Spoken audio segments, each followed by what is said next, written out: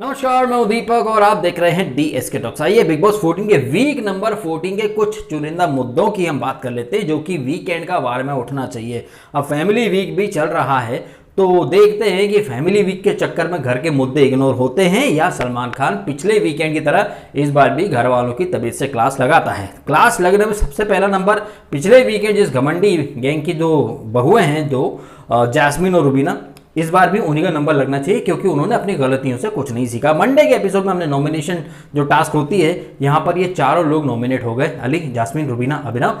दंड इन्हें मिला है, इन्होंने नॉमिनेशन डिस्कस किया था। ये इन्हें हजम नहीं हुआ है और कहीं ना कहीं ये बिग बॉस के ऊपर ही लांछन लगाने की कोशिश करते दिखे कि एजाज भी तो डिस्कस करता है कि वो अली को कभी नॉमिनेट नहीं करेगा। भाई समझता तो एजाज को दंड क्यों नहीं दिया गया। नियम उल्लंघन इस वीक भर भर के हुए हैं और नियम उल्लंघन के ऊपर ज्ञान देने वाली रुबीना ने सारे ज्ञान अंग्रेजी में दिए। उसके बाद वो बोलती कि I am very particular about rules.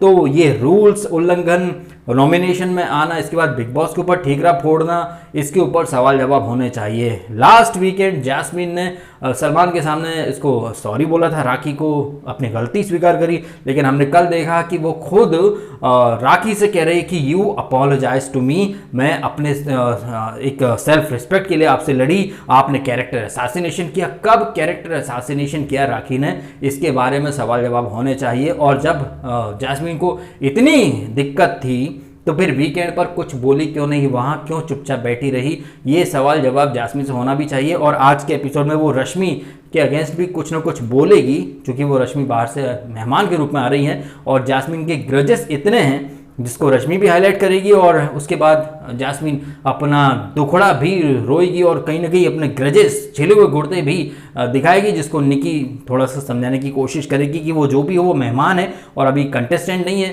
तो आपको ये नहीं बोलना चाहिए। और अगर ये चीज़ मैं बोल रहा हूँ, ये निकी ने नहीं बोला, ये मैं बोल रहा हूँ कि अगर जैस्मिन को इतना ही डेयरिंग है उसके अंदर, इतना उसके अंदर चीज़ें हैं जो को फट पड़ना चाहती है, तो सलमान के सामने वो क्यों चुप रह जाती है। जब वो रश्मि देसाई या बाहर से कोई कुछ बोल के जाए उसके खिलाफ बातें करती है तो फिर सलमान के सामने वो क्यों चुप रह जाती है, वहाँ उसकी सेल्फ रिस्पेक्ट क्यों मर जाती है। ऐसे कुछ सवाल जवाब जैस्मिन से होना चाहिए और मैं तो बार बार कहता हूं कि इनकी क्लिप इन्हें दिखाई जाए, लेकिन दिखाएंगे तो बाकी जो घर वाले हैं कहीं ना कहीं उन चीज़ों का फिर मुद्दा बना लेते हैं। अब ये घर वाले मुद्दा बनाते हैं, इसके ऊपर जरा मैं कुछ और भी बोल देता हूँ। राहुल वैद्य को जब सलमान भगोड़ा बोलता है तो राहुल वैद्य को चुभती है वो बात, और उसने ये बात बोली भी कि सर आप जब भगोड़ा बोलते तो घर वाले मजाक उड़ाते हैं।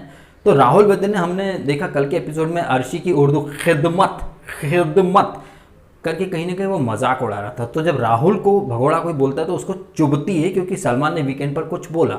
अब सलमान ने अर्शी की उर्दू का मजाक उड़ाया है वीकेंड पर, अब राहुल वैद्य भी मजाक उड़ा रहा है। तो राहुल वैद्य को तो ये चीज़ सबसे पहले समझनी चाहिए कि वीकेंड पर अगर आपको कुछ बोला गया है, उसी चीज़ का मजाक अगर घर में बनता है तो फिर बहुत ज़्यादा तकलीफ होती है। तो राहुल ने ये तकलीफ खुद झेली है, सब जानते हुए भी अगर वो सेम चीज़ अर्शी के प्रति कर रहा है तो उसमें और बाकी घर वालों में कोई डिफरेंस रहा नहीं है।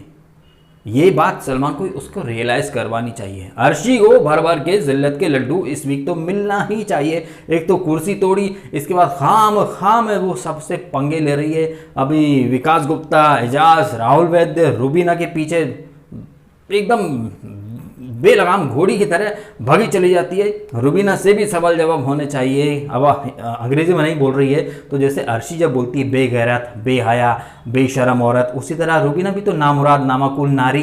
तो अर्शी ने रुबीना को अपने लेवल पर ड्रैग कर लिया है। सो कॉल्ड क्लासी महिला रुबीना अब अर्शी या निकी की कैटेगरी में आ चुकी हैं।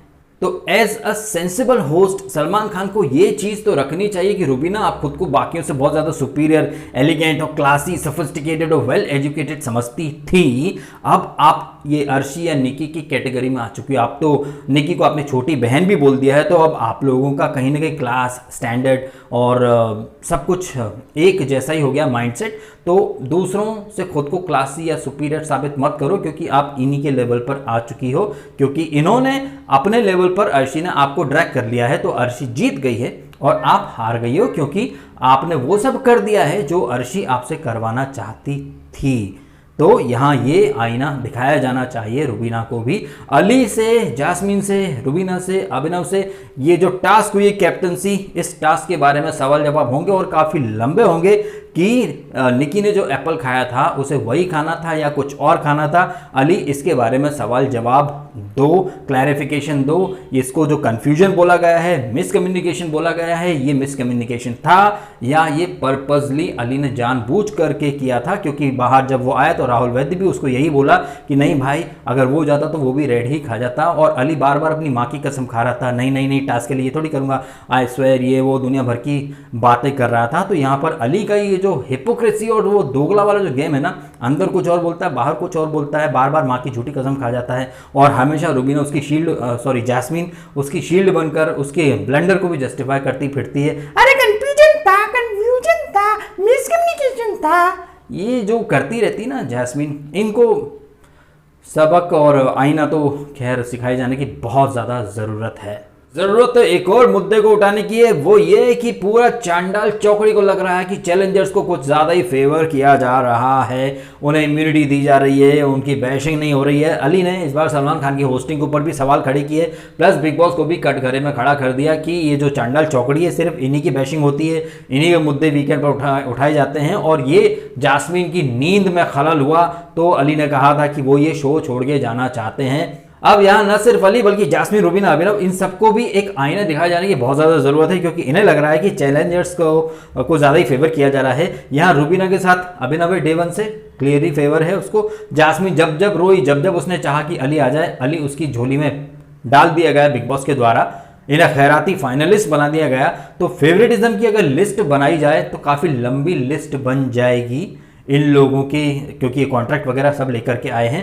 तो यहाँ सलमान खान को बोलना चाहिए कि अगर फेवरेटिज्म हो रहा है तो आपको इनका क्यों दिख रहा है, खुद का क्यों नहीं दिख रहा है। जास्मीन जब जब रोई, आप 2 बार बाहर गए, दोनों बार आपको अंदर बुला लिया गया, क्या ये फेवरेटिज्म आपको नहीं दिख रहा है क्या? अब चूंकि ये अंदर की बातें हैं, कॉन्ट्रैक्ट की बातें हैं, मिनिमम गारंटी की बातें हैं, तो वो तो सलमान खान इस मुद्दे को टच करेगा नहीं। लेकिन सलमान खान की होस्टिंग के ऊपर अली ने सवाल खड़े किए हैं, बिग बॉस के दंड विधान के ऊपर अली ने सवाल खड़े किए हैं, तो उसके ऊपर तो अली की बैशिंग होना ही चाहिए। बैशिंग तो निकी तंबोली की भी होना चाहिए, जिस तरीके से उसने ड्यूटी के बहाने राखी के बेड को टच करने से मना कर दिया था। कहीं ना कहीं एक जात बाहर वाला ट्रीटमेंट कर रही थी वो राखी सावंत के साथ, जिस मुद्दे को एजाज ने हाईलाइट किया। और यहाँ पूरा घर कहीं ना कहीं फिर एजाज को ही गलत साबित करने में लग गया और निकी को सही साबित करने में लग गए थे। घर के तमाम लोग एक भेड़ चाल में चलने लग गए थे। अब देखते हैं कि ये जो तमाम मुद्दे हमने यहाँ डिस्कस किए, ये उठते हैं या सलमान खान बड़ी ही कन्वीनियंटली एक कैप्टनसी टास्क के ऊपर ही पूरा एपिसोड फोकस करके सारे मुद्दे रफा दफा कर देते हैं, या बाकायदा सीरियसली इन सभी मुद्दों को न सिर्फ टच करें बल्कि डिटेल में इसमें जो सही थे उन्हें सही, जो गलत थे वो गलत उन्हें बताया जाए। जास्मीन को सबसे ज़्यादा करारे फीडबैक की ज़रूरत है। वो इतना घमंड में डूबे हुए हैं ये लोग, रूबीना भी, जो एजाज के ऊपर इल्ज़ाम लगा रहे थे कि एजाज फेक नैरेटिव क्रिएट करता है, जबकि रूबीना कितनी बार फेक नैरेटिव क्रिएट कर चुकी है। रूबीना जो आज के एपिसोड में लाइव फीड में आ चुका है कि जास्मीन को कह रही थी कि सीनियर्स की रिस्पेक्ट करो, रश्मि तुम्हारी सीनियर है, खुद एजाज की कितनी रिस्पेक्ट करती है रूबीना। जिस तरह एजाज के ऊपर एलिगेशन लगा रही थी कि एजाज फेक नैरेटिव क्रिएट करता है कि कलर स्पेसेस को फेवर किया जा रहा है, उन्हें फेवरेटिज्म वगैरह है, तो फेक नैरेटिव तो रूबीना ने भी करने की कोशिश की, एजाज को पागल बोल के या फिर साइको बोल करके है। तो फेक नैरेटिव का ये जो आरोप लगाया है, तो थोड़ा बहुत रियलिटी चेक रूबीना को भी दिलाया जाना चाहिए कि फेक नैरेटिव बनाने में तो मैडम आप भी पीछे नहीं हो। लोगों की खानदान, अपब्रिंगिंग, औकात वगैरह, ये ट्रेंड आप ही ने शुरू किया था। एजाज को पागल बोलना या फिर मंदबुद्धि बोलना या फिर साइको बोलना, ये सब तो रूबीना आप ही ने शुरू किया था ना। तो फेक नैरेटिव बनाने में आप भी पीछे नहीं रही हो। सिर्फ अंदर ही नहीं, बाहर देखिए तो बाहर रूबीना के जो फैंस हैं या रूबीना के जो पीआर हैं या जो शिल्पा सकलानी आई थी, वो रूबीना और उनके पतिदेव अभिनव को one of the best in the history of big boss, अरे बाप रे, मतलब कौन सा एलियन वाला शो देख रहे थे क्या? शिल्पा सकलानी की तो ओवर एक्टिंग के 50 रुपए काट लेने चाहिए। खुद ये अपने सीजन में अपने पति के साथ आई थी, अपूर्वा के साथ, और इन्होंने क्या किया था क्या नहीं किया था वो तो आप सबको पता है ही। तो वो शिल्पा सकलानी अनुभव को one of the best in the history और बिग बॉस बोल रही है कौन सा बेस्ट किया है, कभी कप्तान बन नहीं पाया, हर वीक इसने अपने ब्लेंडर खुद अपने पैर पर कुल्हाड़ी मारी है, खुद को बहुत बड़ा कंटेस्टेंट मानता है, जबकि एक के साथ एक फ्री पैकेज में आके यहाँ तक आया है एप्पल खाते खाते, संतरे खाते खाते। हाँ, संतरे खाने में, एप्पल खाने में ये दोनों one of the best contestant जरूर माने जाएंगे, लेकिन शो के पॉइंट ऑफ व्यू से, कंटेंट देने के पॉइंट ऑफ व्यू से, या एज ए कंटेस्टेंट खेलने के पॉइंट ऑफ व्यू से ये दोनों नील बटे सन्नाटा हैं। ये तो वर्स्ट से भी गए गुजरे हैं। पता नहीं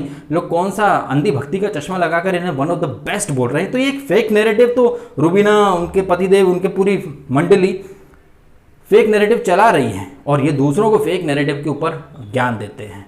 अंग्रेजी में खुद बातें करते हैं, रूल उल्लंघन खुद करते हैं और फिर दूसरों को नियम के ऊपर ज्ञान देते हैं। तो ऐसे सवाल जवाब होने चाहिए। और फैमिली वीक आके गया है और ये 4 चांडाल चौकड़ी के लोग नॉमिनेटेड हैं। अब कौन जाएगा कौन नहीं जाएगा ये भी हमें वीकेंड पर पता चल ही जाएगा। मेरा तो यही मानना है, या तो सीक्रेट रूम वाला कुछ फंडा होगा या फिर कोई भी नहीं जाएगा, ऐसा मुझे लग रहा है।